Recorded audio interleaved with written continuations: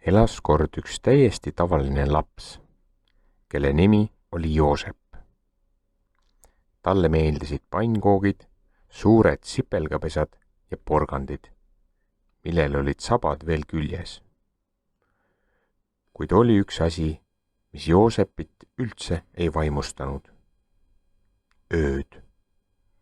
Nimelt öösel, kui toas kustus tuli ja emme läks oma voodisse, muutus Joosepi tuba kummaliseks. Riided toolil muutusid salapärasteks koletisteks. Öökapp sosistas kahtlaseid jutte ja voodi alt kostis krabinat. Just nimelt, voodi all elas midagi. Joosep oli selles täiesti kindel. Seal elas koletis, mitte selline kole ja lärmakas koletis, kes sööb ära sinu sussid ja keerab kringlisaapa. Ei, see koletis oli vaikne ja salapärane. Iga kord, kui Joosep püüdis kiiresti teki alla pugeda, oli tal tunne, et keegi jälgib. Ja kui ta öösel pissile läks, pidi ta ühe hüppega voodist maha ja teise hüppega uksest välja, et mitte lasta koletisel oma varvast ampsata. Aga ühel täiesti tavalisel teisipäeva ööl juhtus midagi kummalist. Joosep oli juba teki all, kui ta kuulis taas seda tuttavat krabinat. Ainult et seekord ei olnud see tavaline krr-krr, vaid pigem krõmps-krõmps. Ja siis. Kuule, sa magad või? Kostus vaikne hääl voodi alt. Joosep kargas istuli nagu hüppav hernes. Kes seal on?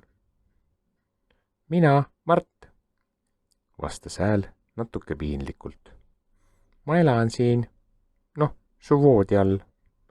Vabandan, et segan, aga sul kukkus porgand voodi alla ja see torkis mulle silma. Joosep tõmbas teki kõrvuni. Sa oled koletis? Jah, tehniliselt küll, aga ma olen sõbralik koletis. Mul on diplom ja puha. Sooritasin eksami. Ei hammusta inimesi isegi siis, kui nad lõhnavad nagu küpsised. Joosep piilus teki alt välja. Sa ei söögi inimesi. Issand, ei, inimesed on liiga krõmpsuvad. Ma eelistan porgandeid, banaanikoort ja aeg-ajalt mõnda pildikat. Pärast 2-minutilist vaikust ja 3 porgandi loovutamist said Joosep ja Mart üsna headeks tuttavateks. Mart ronis lõpuks voodi alt välja ja üllatus, ei olnudki ta üldse hirmus. Tal oli 3 silma, 2 sokki, erinevad, ja saba, mille küljes rippus kelluke, mis helises, kui ta puuksutas. Ma arvasin, et koletised on hirmsad ja karvased ja röögivad kõvasti, ütles Joosep. See on ajakirjanduse viga, ohkas Mart. Koletised on ka inimesed, või koletised. Meil on tunded. Mõni meist tahaks lihtsalt vaikuses mõelda ja natuke telekat vaadata. Sul on voodi all telekas, imestas Joosep. Muidugi, vastas Mart uhkelt. Kõik parimad kanalid, ainult et tagurpidi. Nii juhtuski, et Joosep ei kartnud enam ööd. Igal õhtul, kui tuli kustus, kostus vaikselt.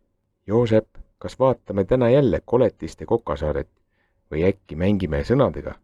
Sina ütled sõna ja mina muudan selle millekski tobedaks. Olgu, vastas Joosep ja ütles banaan. Plaani, banaani, paanika, hõiskas Mart ja nad naersid nii kõvasti, et isegi seinapealne kaisukaru tegi üllatunud nägu. Joosepi emme muidugi midagi ei teadnud. Ta arvas, et Joosep on lihtsalt hakanud rahulikumalt magama, sest sai uue teki. Aga tegelikult oli põhjus hoopis selles, et voodi all oli nüüd sõber. Koletis, kes ei tahtnud midagi muud, kui vaikselt olla ja aeg-ajalt koos porgandit närida. Kas kõik koletised on sõbralikud? Küsis Joosep kord. Mitte kõik, vastas Mart ausalt.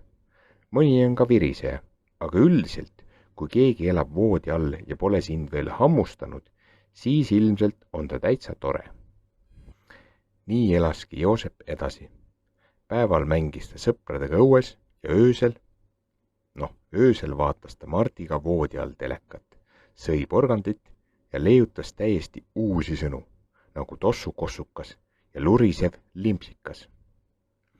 ja kui keegi teine laps arvas, et tema voodi all on koletis, siis Joosep ütles alati: ära muretse, ta võib olla hoopis Mart, paku talle porgandit ja vaata, mis saab.